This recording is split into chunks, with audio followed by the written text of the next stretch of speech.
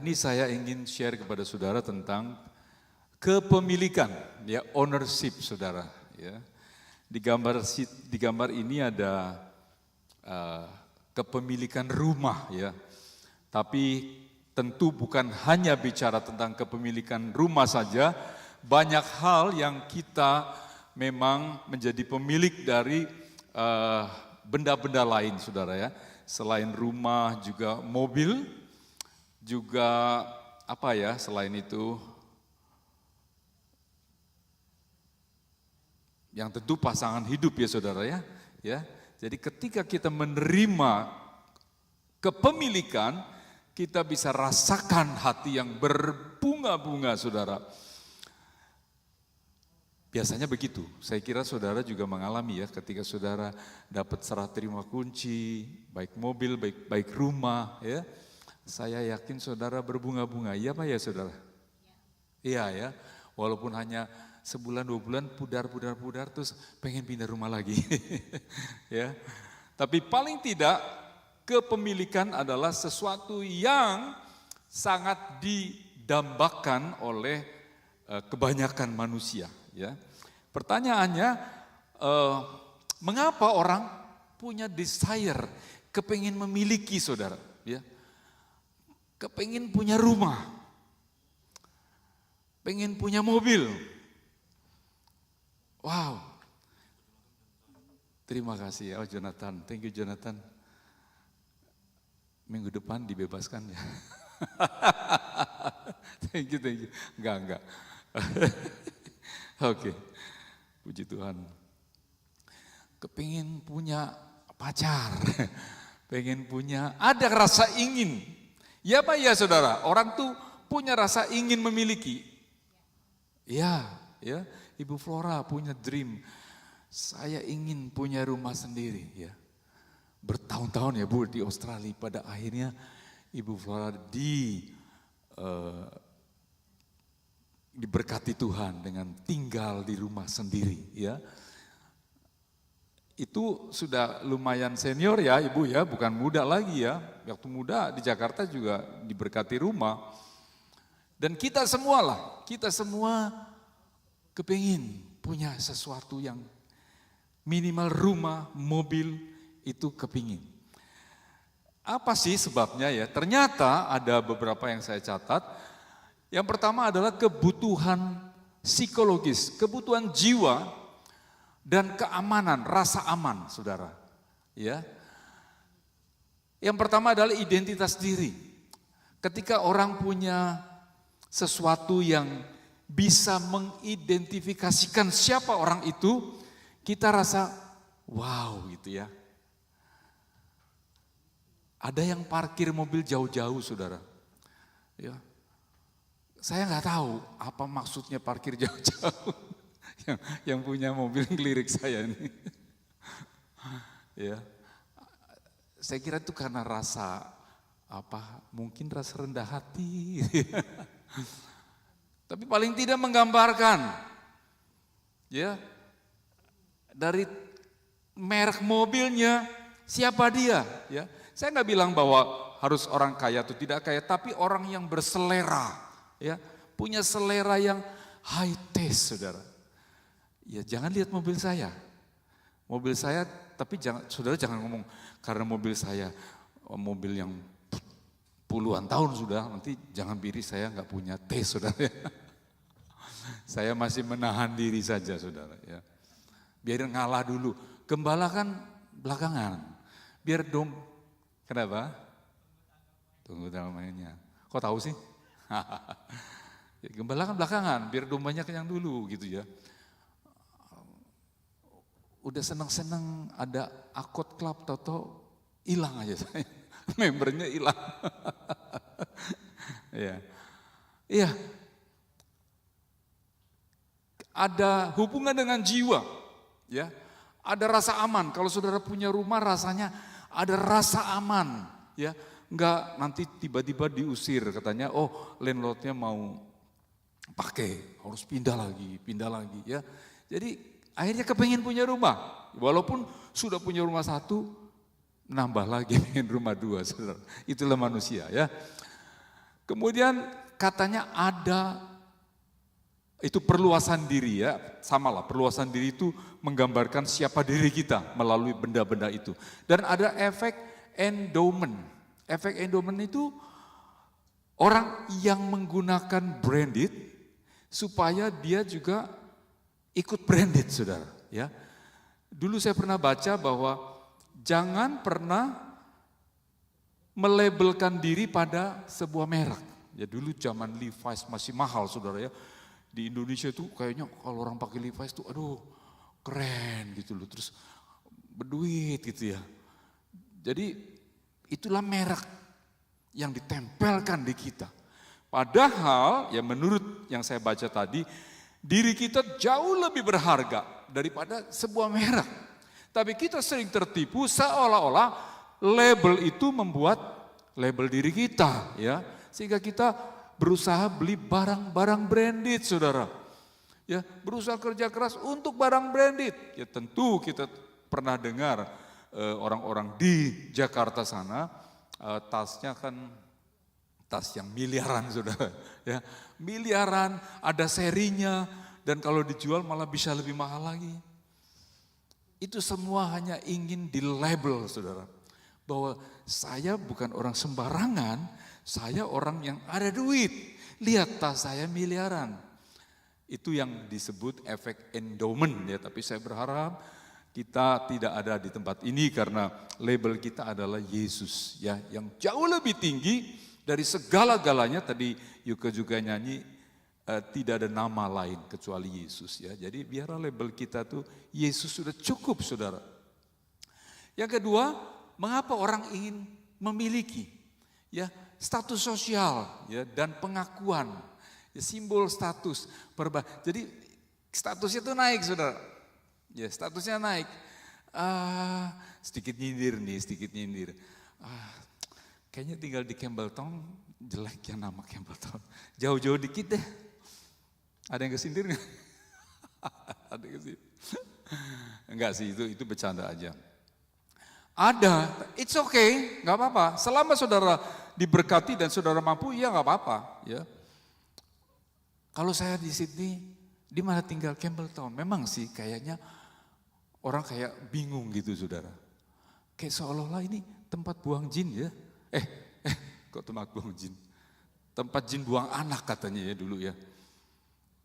Tapi sekarang Campbelltown, saudara ya, sebentar lagi International Airport 2026 terbangun, maka Campbelltown semakin hari semakin dilirik orang dan nyatanya memang semakin banyak orang yang pindah dari Sydney ke daerah kita ya. Jadi status sosial bisa membuat kita ingin memiliki.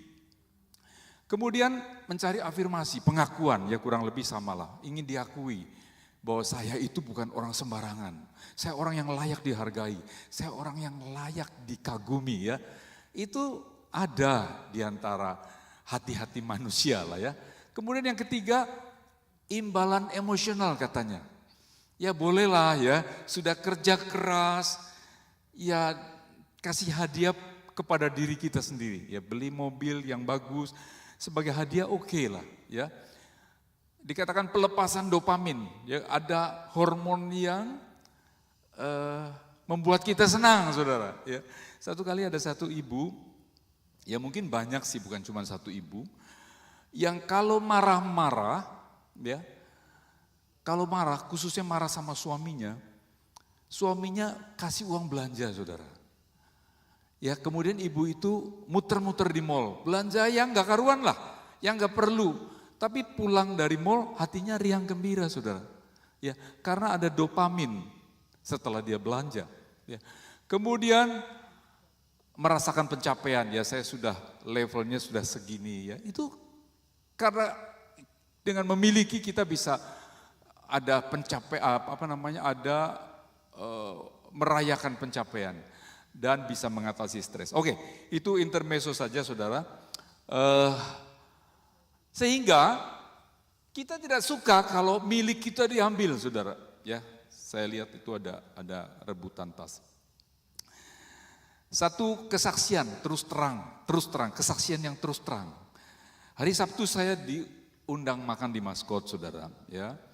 Kemudian pulang dari undangan makan itu saya mampir ke Costco.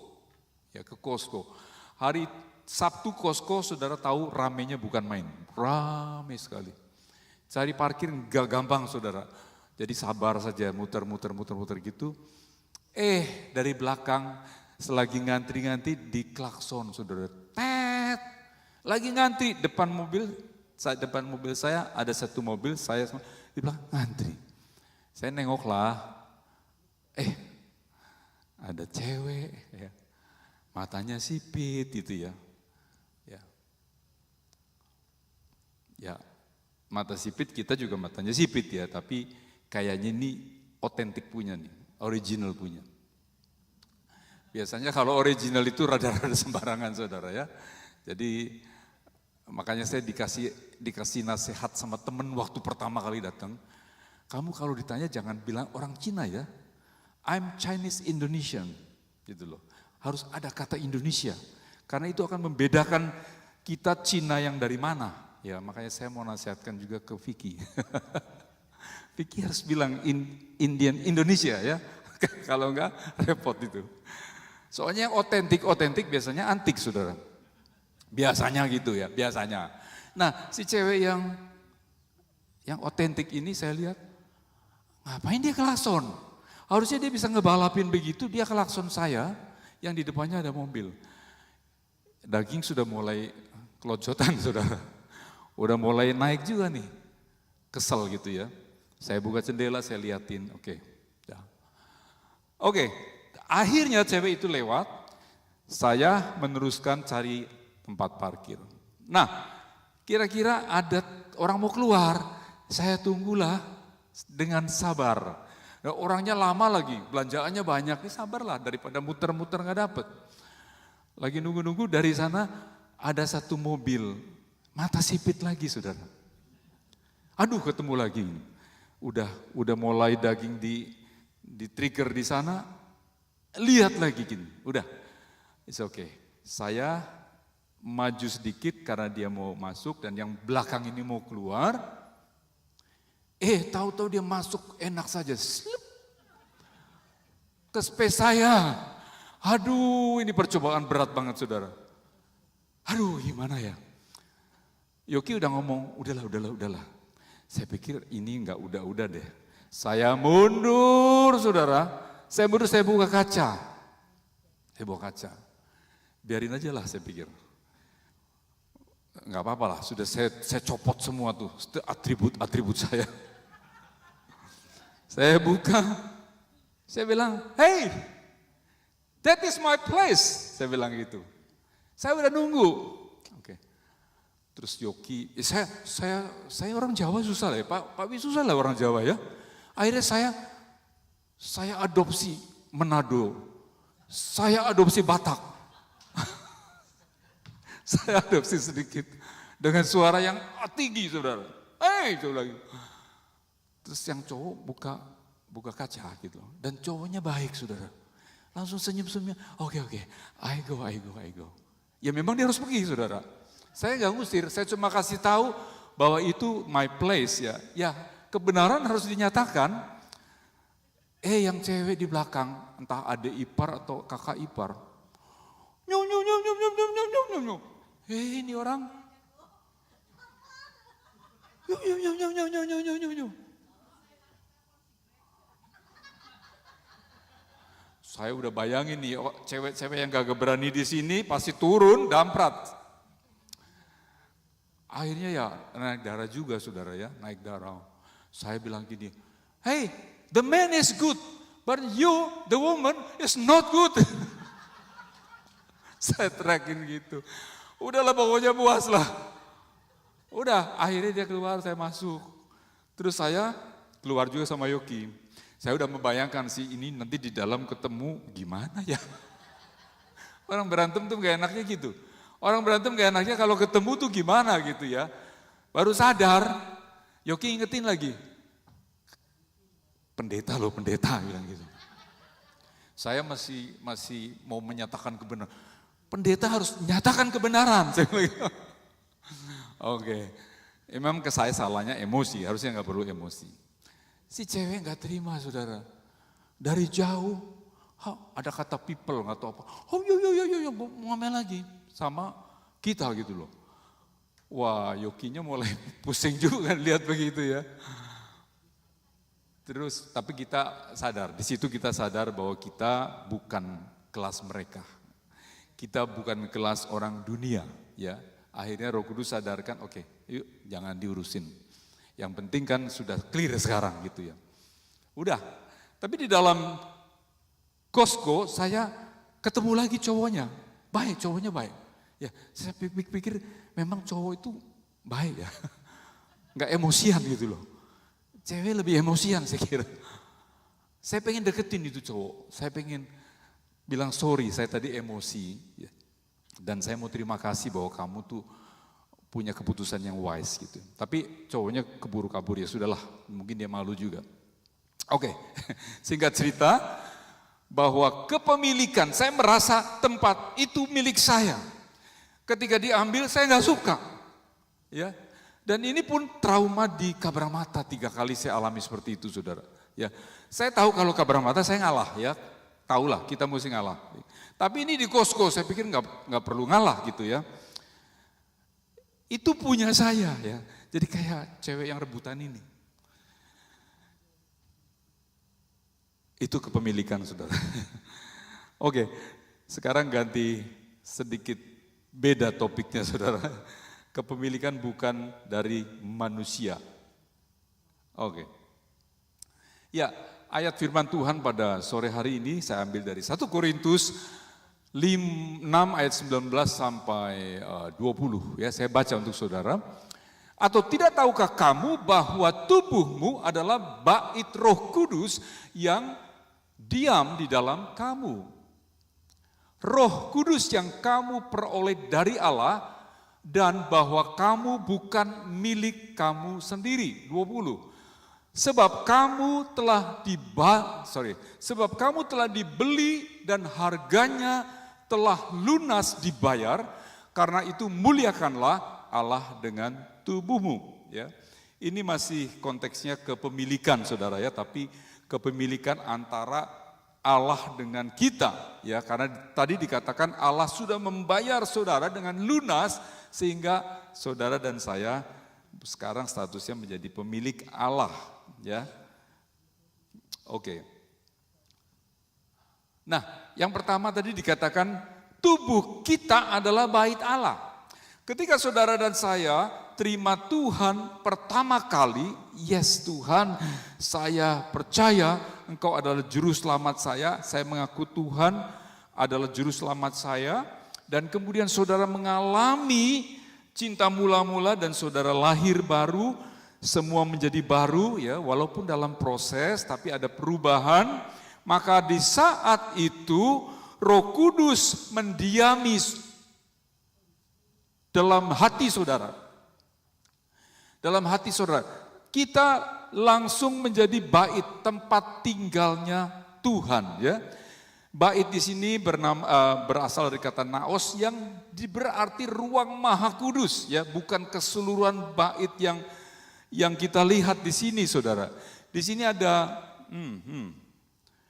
di sini ada gambar bait Allah yang dibangun oleh Salomo ya, yang terdiri dari halaman. Ini namanya halaman bait Allah. Kemudian di sini ruang kudus, dan di sini yang disebut naos, ruang maha kudus, tempat berdiamnya Allah, tempat imam berdialog dengan Allah. Dan itu hanya setahun sekali, dan imam itu harus benar-benar kudus, karena menurut cerita, ya di Alkitab nggak ada, menurut cerita kalau imam itu mau masuk ke ruang maha kudus harus diikat talinya dan diberi kerincing, gelang kerincing. Supaya apa? Supaya kalau kedapatan imam itu tidak kudus, imam itu akan mati di dalam naos itu saudara. Dan karena tidak sembarang orang boleh masuk, hanya imam besar saja, maka tali itu yang akan dipakai untuk menarik jasad dari imam yang maha besar itu saudara. Ya, jadi bisa dibayangkan betapa kudusnya, betapa sucinya Allah kita, saudara. Ya, dan kita juga lihat ke cerita tentang Musa ketika dia melihat semak yang terbakar, yang ada apinya. Tuhan katakan, tanggalkan sandalmu karena tempat itu kudus. Ya, jadi tidak sembarangan orang bisa masuk ke tempat maha kudus. Artinya betapa bernilainya. Ketika saudara dan saya dikatakan bait Allah yang kudus, berarti saudara punya nilai yang luar biasa. Karena saudara tempatnya berdiam Allah yang maha kudus. Ya, sangat bernilai saudara. Itu sebabnya siapapun saudara, mau dikatakan jelek lah, mau dikatakan yang secara manusia tidak bisa dipandang. Tapi ketika seseorang menerima Yesus, maka dia sangat berharga. Karena dia adalah bait Allah yang maha kudus. Ya. Jadi kita nggak perlu minder saudara. Ya. Walaupun mungkin kita punya latar belakang tidak baik. Mungkin kita punya pekerjaan yang tidak terpandang. Mungkin kita punya performance yang kurang menguntungkan. Nggak perlu minder saudara. Karena saudara sudah punya nilai yang luar biasa, yaitu menjadi tempat berdiamnya Allah yang maha besar, maha kudus. Jadi nggak ada alasan kalau kita minder-minder saudara ya. Itu sebabnya nggak perlulah motivasi pembelian branded things ya, untuk mengangkat diri kita. Nggak perlu lagi saudara. Karena kita sudah branded. Barang-barang branded hanya untuk kesukaan, tadi boleh pencapaian, boleh ya, bukan untuk mengangkat diri kita. Kita sudah terlalu mahal saudara dibandingkan orang yang belum menerima Yesus. Amin gak saudara? Amin gak? Ya, puji Tuhan. Ya, kemudian jangan lupa bahwa saudara dan saya sejak terima Yesus, sejak menjadi bait Allah, maka saudara akan membawa bait itu kemana saja saudara pergi. Itu sebabnya Yogi ingatkan saya, kamu pendeta loh gitu kan. Itu karena saya membawa bait Allah. Balik ke cerita tadi saudara, gara-gara masalah itu, besok paginya saya biasa bersaat teduh dengan Tuhan. Saya terganggu saudara. Itu wah di sini muter-muter terus. Saya tanya, Tuhan salah apa saya kemarin Tuhan? Saya salah apa ya? Tapi kok saya ada rasa bersalah nih gitu. Sampai saya coba analisa dari kronologisnya, dari awal gimana sih, gimana ya. Gak ketemu saudara, tapi saya rasa kayak saya terganggu nih dengan peristiwa kemarin. Saya mencoba membela diri bahwa saya sebenarnya gak salah-salah amat kan. Karena itu tempat yang saya punya gitu loh. Itu orang yang salah, nyerobot. Tapi akhirnya ya saya salahnya karena saya marah. Marah boleh, Tuhan Yesus juga marah. Tapi kalau tidak marah lebih baik. Ketika saya ngomong baik-baik tentu saya akan lebih baik, lebih nice. Mungkin saya lebih baik lah. Saya katakan, itu tempat saya. Gitu loh. Saya sudah tunggu dari tadi. Dan kalau orang itu baik selesai sudah. Dan gagalnya saya marah dengan hal yang sepele saudara. Itu sepele sekali. Dan saya akui bahwa itu mengganggu saya, sehingga tadi pagi saya terganggu. Saat teduh saya hanya memikirkan soal itu. Tapi saya sudah minta ampun sama Tuhan, kalau saya marah tidak pada tempatnya, dan saya sudah usir segala roh intimidasi yang terus mengintimidasi saya, bahwa seolah-olah saya dituding terus. Saya bilang stop, dalam nama Yesus roh intimidasi. Saya sudah selesai dengan Tuhan, ya, dan saya melanjutkan untuk pembuatan materi khotbah ini. Oke, ya, jadi sebagai bait Allah kita tentu sangat berharga dan kita perlu menjaga, ya, menjaga. Satu kali mobil saya kasih label saudara, label company, ya, rasanya kan wah. Ada bisa iklan berjalan gitu ya. Minimal orang tahu www.getitprinted.com.au. Tapi saya lupa ketika saya speeding. Ketika saya nyetirnya gak bener, ya saya diingetin sama anak saya, Pak, inget Pak, ada label. Orang akan melihat ini gateway peneliti kacau nih, speeding gitu loh. Sampai sebegitunya. Demikian juga kita membawa nama Allah. Tubuh kita adalah bait Allah. Kita harus mencerminkan bahwa tubuh kita adalah tubuh yang benar-benar bait Allah. Naos, saudara. Di mana saja, di rumah, di tempat pekerjaan, di mana saja, saudara, ya. Dan itu harus menjadi tanggung jawab saudara dan saya, karena kita sudah membawa nama bahwa tubuh kita adalah bait Allah, ya. Kita sering dinasehatikan orang Asia ya saudara ya, bahwa harus jaga nama orang tua ya. Ketika kita nggak bagus, orang tua yang akan dijelekin, ya. Anaknya siapa itu, ya. Jadi penting di sini untuk menjaga tubuh sebagai bait Allah. Yang kedua, saudara, dikatakan bahwa kamu bukan milik kamu lagi. Kamu bukan milik kamu sendiri. Ya, di Korintus tadi katakan bahwa kamu bukan milik kamu sendiri sebab kamu telah dibeli dan harganya telah lunas dibayar. Ya. Jadi ini diibaratkan transaksi Tuhan membeli saudara. Dari mana? Dari kuasa si jahat. Sebelum kita menjadi anak Tuhan, tentu kita ada di bawah kuasa si jahat. Ya. Lalu Tuhan berinisiatif untuk mengambil kembali apa yang menjadi miliknya, yang sudah dimiliki oleh iblis. Ya. Dan dia membayarnya tidak tanggung-tanggung, saudara. Dia membayar dengan nyawanya sendiri, dengan darahnya yang mahal untuk membuat kita bisa menjadi miliknya kembali.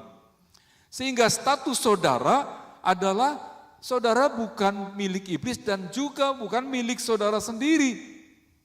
Implikasinya adalah hidup kita tidak lagi berada di bawah kendali keinginan pribadi kita. Ada banyak anak Tuhan yang masih punya keinginan-keinginan liar. Saya katakan liar kenapa? Karena kita suka nggak berdoa. Kita suka nggak minta Tuhan, persetujuan Tuhan. Kita lupa bahwa kita adalah punya pemilik. Sehingga kita seenaknya. Nah, ketika seenaknya kemudian kita mengalami banyak hal yang merugikan. Ya, belanja. Nggak mikir, nggak berdoa, ya. Setelah itu hutang, kredit card membengkak, salahin Tuhan. Katanya ikut Tuhan diberkati, lah yang ngeborosin diri sendiri. Ya, jadi hidup kita semenjak Tuhan sudah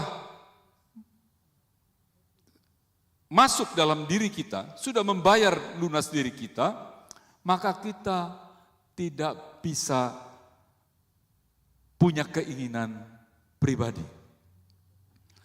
Kita sudah tidak bisa semau gue, saudara. Seenak dewe, udah gak bisa. Ada pemiliknya, saudara selalu ingat ada pemiliknya. Karena dibeli dan harganya telah lunas dibayar. Ya. Sehingga kita tidak memiliki kewajiban kepada tuan lama kita. Ya, kepada iblis. Artinya kita tidak punya lagi komitmen untuk berdosa. Dulu sebelum kita menjadi anak Tuhan, kita komitmen dengan dosa. Apa yang kita mau, sekalipun itu Tuhan tidak setuju, kita jalanin terus. Dan kita tidak punya kuasa untuk keluar dari situ, saudara. Tetapi setelah saudara dan saya dilunasi oleh Tuhan, maka kita tidak punya kewajiban untuk setia lagi kepada tuan lama kita. Dan dikatakan tidak memiliki hak lagi untuk mengklaim otonomi penuh atas diri sendiri. Kita udah gak punya, saudara. Benar-benar kita tidak bisa semau gue, seenak, orang Jawa bilang seenak udel. Gak bisa. Gak bisa, saudara.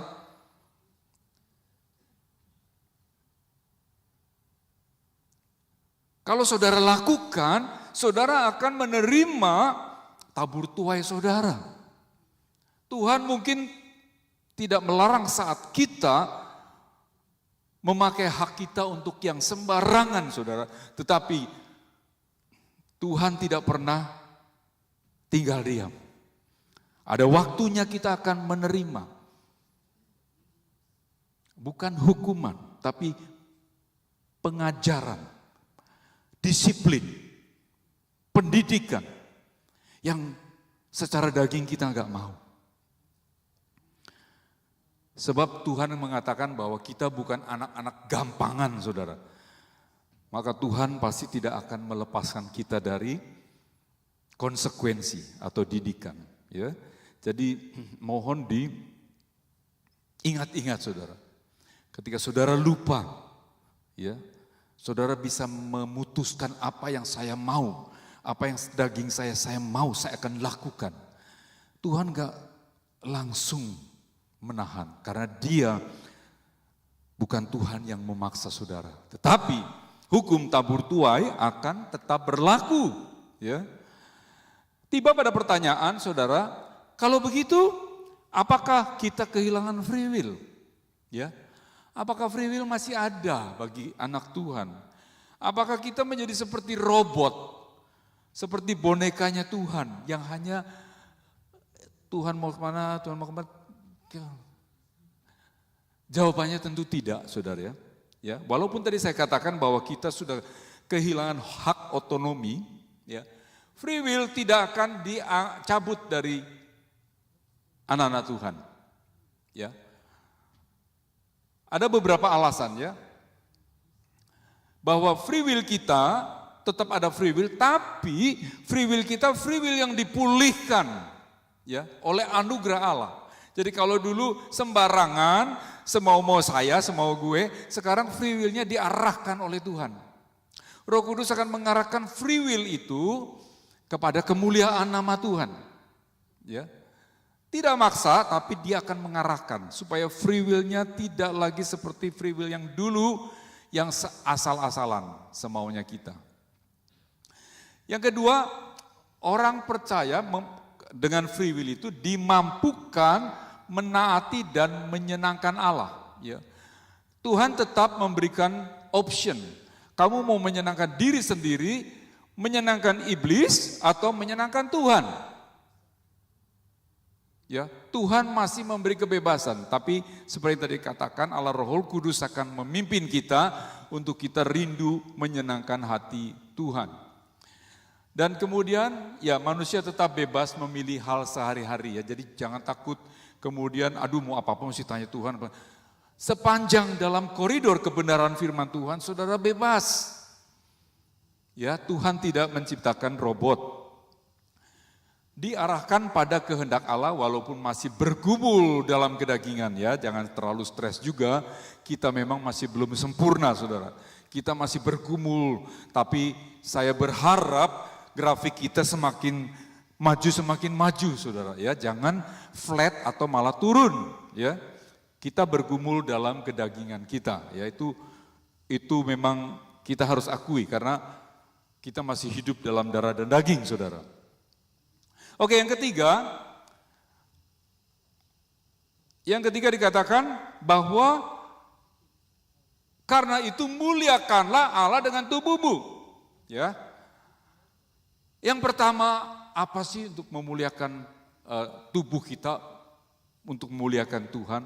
Yang pertama adalah menjaga kemurnian seksual. Apa artinya kemurnian seksual? Keaslian. Seksual diciptakan oleh Tuhan, ya. Jadi jangan pikir seksual bukan dari Tuhan. Tuhan menciptakan, tapi dengan sebuah tujuan, yaitu untuk beranak cucu, ya. Dan untuk hanya pasangan suami istri, saudara. Jadi yang di luar itu tidak diizinkan Tuhan, ya. Tuhan ingin menjaga kemurnian ciptaan Tuhan, seksual itu dijaga, bukan divariasikan, ya. Kemudian ada sekarang istilahnya Adam dan Agus misalnya. Itu nggak ada, saudara. Ya, nggak ada. Kemudian ada yang di luar itulah, ya. Di luar itu rasanya itu sudah tidak murni, dan Tuhan ingin memuliakan dengan tubuh kita dengan menjaga kemurnian seksual yang hanya dilakukan oleh suami istri saja, saudara ya. Kemudian yang kedua dikatakan tubuh adalah karunia yang harus dijaga. Ya. Kita tidak diperkenankan kalau untuk memuliakan Tuhan dengan tubuh kita, kita tidak diperkenankan merusak tubuh kita. Ada banyak orang yang mencoba, saya nggak tahu ya, contohnya tato, saudara. Kalau ada yang tanya ke saya, boleh nggak tato? Saya bilang, jangan tanya saya, tanya pemilik tubuh. Kira-kira boleh nggak ya kalau tubuh yang miliknya dia saya coret-coret gitu? Tanya sampai dia jawab. Kita tentu masih ingat, saudara, punya tetangga tukang roti. Ya, yang dulu di Minto, yang masih di Minto dulu, namanya bread maker. Bread si tukang roti. Dia mentato nama istrinya, ya waktu dia pacaran, saya lupa nama istrinya. Gambar hati terus ada nama istrinya. Apa yang terjadi, saudara? Dia sudah tidak bersama dengan istrinya. Tapi nama itu masih terukir di tulisan di tangannya, saudara. Itu kan repot, saudara. Kalau dia lagi kesel, dia pukulin tangannya sendiri, saudara. Kurang ajar. Itu kan repot. Gak bisa dihapus. Bisa dihapus tapi tambah buruk, saudara. Ya. Belakangan saya lihat di TikTok ada seseorang yang full tato, saudara, seluruh bodinya. Ya mungkin saudara juga dapat, ya. Dan dengar-dengar dideportasi dari negara di mana dia tinggal. Karena dianggapnya orang yang mengerikan, menakutkan. Ya. Jadi tanyalah kalau ada yang kepingin tato, yang sudah ya sudahlah ya, sudah terjadi. Tapi kalau ada yang kepingin nih, lagi angan-angan tato supaya lebih cool gitu ya, tanya sama Tuhan, boleh nggak Tuhan? Karena ini bukan milik kita, tubuh ini adalah milik Tuhan. Ya, tanya selalu kepada pemiliknya. Kemudian jangan juga mencemari tubuh ya. Hal-hal yang seperti narkoba itu merusak tubuh. Kita harus jaga, kita harus bertanggung jawab, saudara. Alkohol, boleh nggak sih kita minum minuman keras? Coba saya tanya kepada saudara deh, tolong jawab, boleh atau tidak?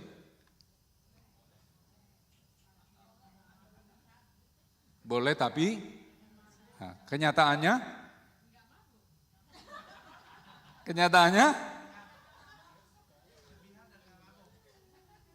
Itu udah kebangetan, saudara.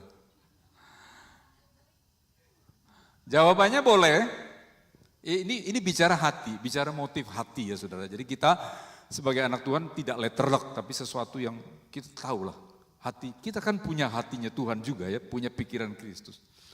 Boleh minum anggur, boleh ya, seperti kita nanti berjamuan minum anggur. Dan Rasul Paulus juga mengatakan kepada Timotius, minum anggur supaya kamu punya perut baik ya. Menghangatkan tubuh, baik, semua baik, gak apa-apa. Tapi tadi yang katakan berlebihan itulah ya, itu tidak baik, saudara. Selain merusak tubuh, tidak memuliakan Tuhan. Masa sih anak Tuhan mabok? Gak lucu lah. Ya, jadi yang masih coba-coba mabok, berhentilah ya, berhenti. Karena saudara saat itu tidak memuliakan Tuhan dengan tubuh saudara, ya, berhenti. Dan juga kebiasaan buruk lainnya. Kemudian yang terakhir adalah disiplin diri, ya. Tadi saya ngobrol sama Jomin, saya bukan tertrigger ya. saya merasa diberikan sebuah semangat. Ya ternyata Jomin ini punya diet yang begitu sehat, saudara. Begitu luar biasa, makanya dia tidak berperut ya saudara. Beda sama kokonya ya. Kokonya kayaknya 3 bulan. Sorry Johan. Ya. Jomin gak ada perutnya loh saudara. Ya, ada perutnya ya. Oh ada, tapi flat. Oke. Jomin luar biasa. Saya sekarang juga punya diet intermittent fasting, tapi cuman jedahnya 16 jam puasa, 8 jam makan, saudara. Jadi selama 8 jam saya atur makan 3 kali, kemudian 16 jam saya puasa kosong. Kalau Jomin super, saudara. Dia hanya sekali makan, ya, sekali makan, dan dia fine saja, dia sehat, ya. Jadi saudara jangan takut puasa, ya, apalagi puasa untuk Tuhan, jangan takut, ya. Itu baik, itu sehat, ya. Jaga makan, saudara. Sekali-kali makan banyak boleh, tapi jangan terus-terus. Ya, hari Senin pas lagi dia hari Minggu pas makan-makan, udahlah kali ini. Tahu-tahu Senin ada yang ngajak makan, kali ini lagi, akhirnya berkali-kali, saudara. Dan hasilnya tentu kita tahu sendiri, ya. Kita tentu tahu sendiri, saudara. Ketika mau blood test, wah baru puasa, baru kurangin makan, ya supaya hasilnya rapotnya baik. Gak bener. Jaga makan. Saya bersyukur di antara kita, ya seperti tadi Jomin, terus ada siapa lagi saya dengar, jaga makan, ya. Saya bersyukur, ya. Saya berharap semua dari kita bisa jaga makan. Ya, doa Bapa kami, berikanlah makanan secukupnya. Jadi ya nggak usah hari ini kabra mata, besok mana lagi tuh, maskot, besok lagi, aduh King Sweat, Canlivel, aduh gimana itu saudara ya? Aduh, Diggers, aduh. Nanti hasilnya tahu sendiri, tabur tuai saudara-saudara. Menabur dengan makan yang ngaco, menuainya kolesterol tinggi, darah tinggi, diabetes ya. Saya termasuk diabetes karena terlalu jor-joran sama gula ya. Oke, kemudian tidur. Nah tidur nih, saya puji Tuhan, tadi malam saya dapat berkat yang luar biasa, saya tidur 8 jam saudara. Saya mengeluh sama si Lydia ya, karena kita sama-sama senasib gitu ya. Saya tidur cuma 5 jam loh, bagaimana ini? Padahal orang kalau di usia lansia itu tetap dibutuhkan 7-8 jam. Saya tanya Ibu Flora, Bu, Ibu tidurnya berapa jam sih? Saya tidurnya 8 jam. Aduh, saya tambah stres saudara, 8 jam, kalah saya. Enggak selamanya. Oke, tapi bisa 8 jam. Luar biasa. Terus saya tanya maminya Kristi juga. Andre, juga tidurnya, saya tergantung katanya. Kalau Mihailo harus pagi-pagi, saya pagi-pagi gitu. Tapi oke, dia bisa tidur lama. Tadi malam saya diberkati Tuhan. Saya hitung-hitung jam, 8 jam. Puji Tuhan ya. Dan saya menganjurkan yang belum bisa tidur 7-8 jam, doa, minta kepada Tuhan, miracle, pasti Tuhan jawab. Kemudian berolahraga saudara, ya, jangan malas berolahraga. Ada orang yang mengatakan, saya sudah kerja keras, jadi nggak perlu olahraga, saya udah setiap hari jalan berapa langkah. Beda saudara, ya. Saya pernah tanya sama dokter Iwan tentang menjaga tubuh ya, tentang olahraga. Bahwa setiap tahun 2% otot kita melemah. Otot kita bukan melemah, berkurang massa ototnya ya. Setiap tahun bayangin. Jadi kalau 10 tahun 20% massa otot kita hilang. Itu sebabnya banyak orang tua yang jatuh karena dia tidak ada penyangganya. Ditambah lagi Dulu orang tua bilang begini, kalau udah umur jangan terlalu kurus. Kalau kurus jadi nanti nggak punya serep gitu loh. Katanya mesti gemuk. Ya ampun, sudah ototnya nggak nyangga, tambah gemuk saudara. Ya tambah berat lah. Ya, jadi saya menganjurkan saudara melalui firman Tuhan ini berolahragalah.